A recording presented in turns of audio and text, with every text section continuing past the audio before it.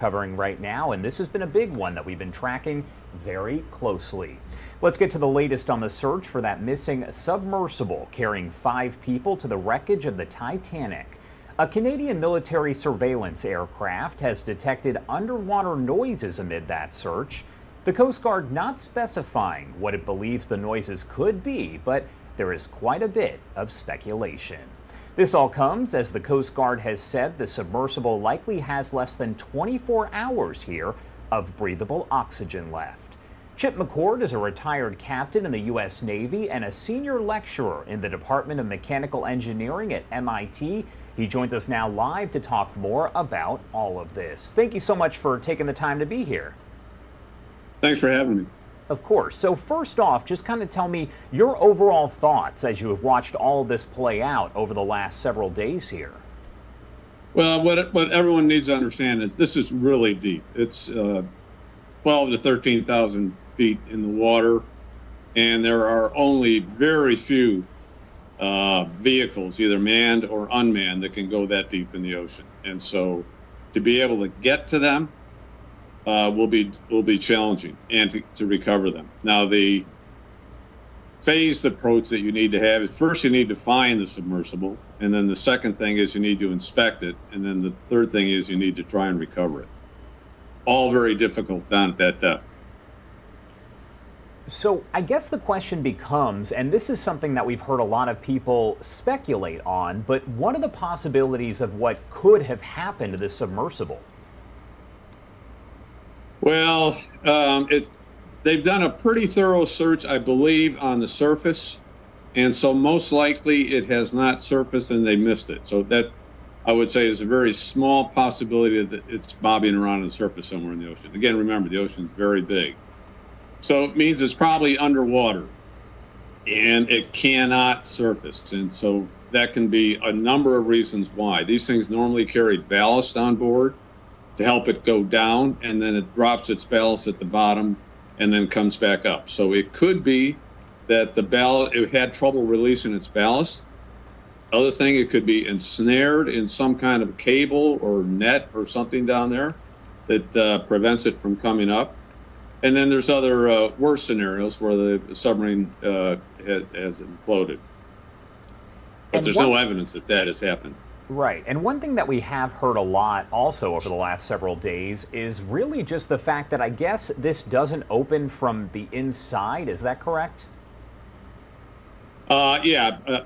From what I understand, they're put inside and the hatch is then bolted down.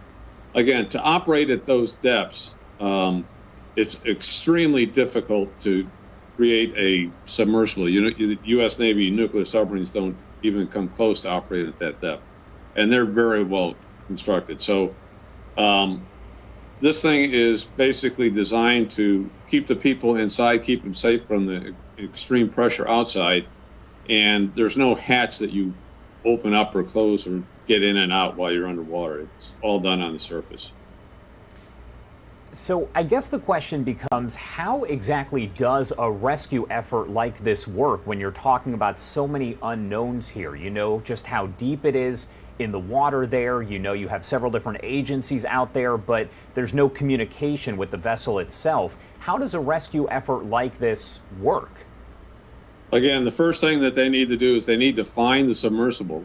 Then they need to do a survey of the submersible. Normally, to locate the submersible, you would use sonar, side scan sonar, or some other kind of scanning sonar. Find the submersible. Then you would normally put a vehicle down, a remotely operated vehicle with cameras that could inspect it. And then if you're able to, you would be able to pull the submersible back up to the surface by hooking a lifting line on it. Again, just let me emphasize that this thing is 2.5 miles down in the ocean. So that's a vehicle that goes down there. It's got 2.5 miles of cable that it's being supported. If you're going to hook a lifting line on there, you're going to hook a 2.5 mile lifting line. Now, the U.S. Navy has experience in raising wrecks from deep ocean. They recovered a F-35 from about this depth and a MH-60 helicopter from 19,000 feet. So they can do that. They have the equipment to do that. and I believe their flyaway deep ocean salvage system has been deployed out there, and that is basically a whole bunch of line that is wrapped around a pulley that goes over the side, and that pulley is on top of a big shock absorber, if you will, so that when you're lifting the weight up from the bottom and the ship is moving up and down, it does not put a snap load on the line and break the line. Called motion compensation is what the term is for that. And at this point, just in your experience, in your opinion here, is a rescue actually possible considering where we are at this point on Wednesday, knowing that this went down on Sunday? Well, again, I think we should all understand that when they give these estimates of how much time they have left of breathing atmosphere in there, those could be plus or minus. And so let's hope that they have more time than the estimate has. And we can always hope that they can find it quickly and get the line hooked on and pull it up. Now, it's a really, really difficult operation. And that's why you need specialized equipment and specialized people who are trained to do that. And those are the people who are heading out to the site. If you need something, you're several hundred miles offshore, and so it takes a long time to get it. So everything's got to be staged, put on a ship, welded down, so it doesn't roll around when it goes out to sea, and then get in the right spot. And I'm not sure if you can speak to this here, but if they do still have oxygen, can they actually still survive the conditions if they are down there? Because I imagine it is very, very cold when you're talking about, that many miles below, I guess, sea level there.